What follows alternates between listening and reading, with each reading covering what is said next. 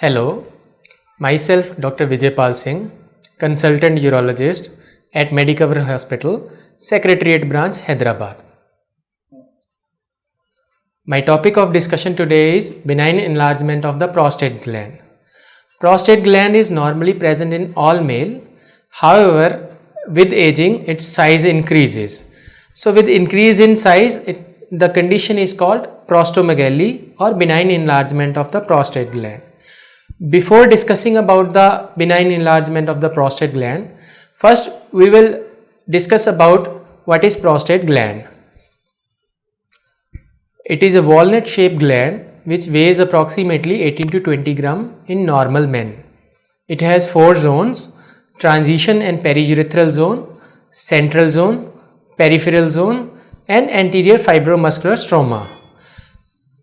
Coming to the diseases which affects the prostate gland, there are various diseases such as benign enlargement of the prostate gland, acute prostatitis, prostatic abscess, chronic prostatitis and prostatic cancer. Prostate cancer usually affects the peripheral zone, while benign enlargement of the prostate gland occurs in the transition and periurethral gland. So coming back to the main topic, which is benign enlargement of the prostate gland, it is the enlargement of the transition and periurethral zone which leads to the obstruction of the urinary flow. So there are two components of the disease. One, the obstruction secondary to the enlargement of the prostate gland. The bladder undergoes series of changes which is called remodeling secondary to the obstruction of urinary flow due to prostate enlargement. So, how to identify or diagnose whether the urinary symptoms are secondary to the prostate gland? So, as we discussed previously, there are two components which contribute to the patient symptoms. First, due to obstruction, which we call is voiding symptom. Second, due to bladder remodeling, which we call storage symptom. The voiding symptoms include intermittency, poor stream, hesitancy, while the storage symptoms include frequency of urination, urgency incontinence or nocturia. Patient may also present with the complication which arises secondary to the enlargement of the prostate gland. These complications include hematuria, recurrent urinary tract infection, bladder stone formation and upper tract changes. Next comes the evaluation of patients with benign enlargement of the prostate gland.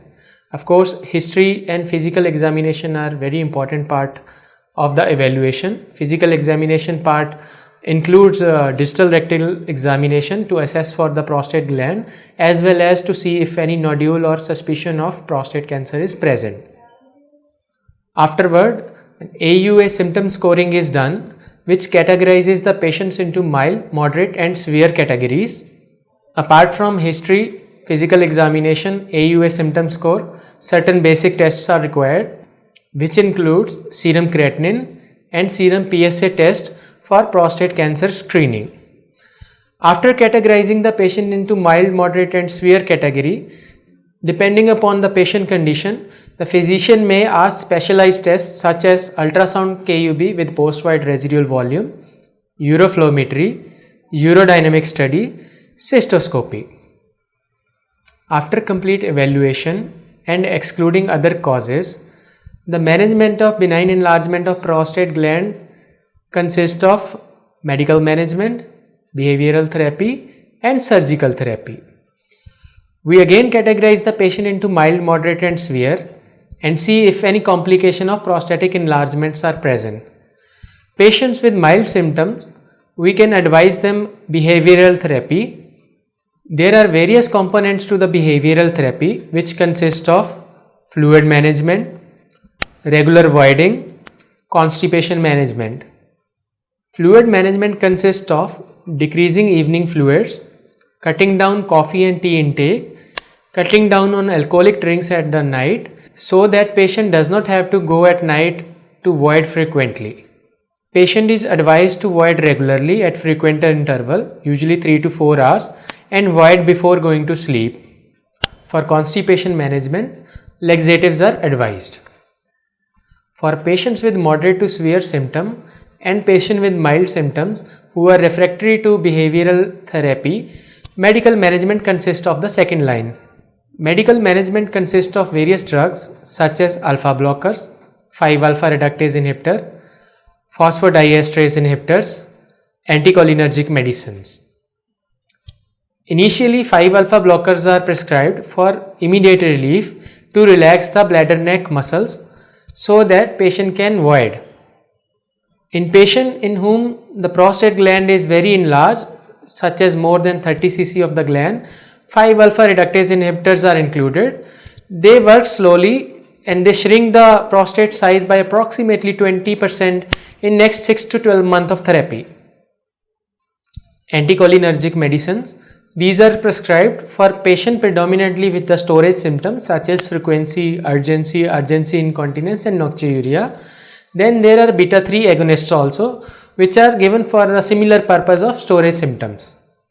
Then coming to the surgical management, it is reserved for patients who are refractory to medical management, who develop side effects to the medicines, or the patients who develop complications such as recurrent urinary tract infection, bladder stones, hematuria or upper tract changes.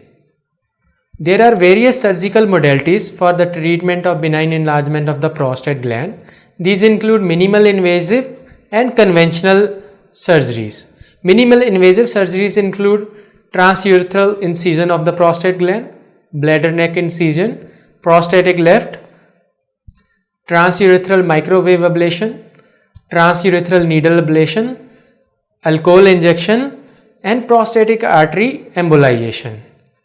Conventional surgical options include the gold standard, which is transurethral resection of prostate gland. It can be done either with the monopolar cautery or with the bipolar, commonly referred to as plasma therapy. Newer techniques include ablation by the use of laser or by the water jet. These include HOLEP, thulium laser evaporation, water therapy, which is resection by water jet.